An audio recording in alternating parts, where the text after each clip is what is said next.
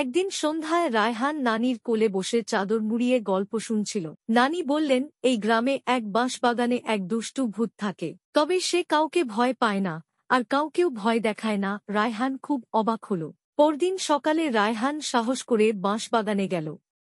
হঠাৎ কে যেন বলল, এই হেই, কার সঙ্গে দেখা করতে এসেছ? রায়হান ভয় না পেয়ে বলল, ভূতের সঙ্গে। তখনই সামনে এল ছোট্ট এক ভূত, ঝুঁটি।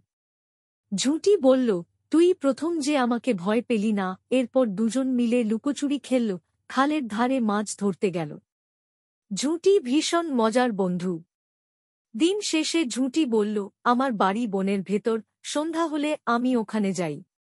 তবে কথা দে, আবার আসবি। রায়হান হেসে মাথা নেড়ে বলল, অবশ্যই। রায়হান বাড়ি ফিরে এসে সব বলল নানিকে। নানি অবাক হয়ে বললেন, তুই সত্যিই ঝুঁটির সঙ্গে দেখা করেছিস? রায়হান চোখ টিপ দিয়ে বলল, আস্তে বলো, সে এখন আমার বন্ধু।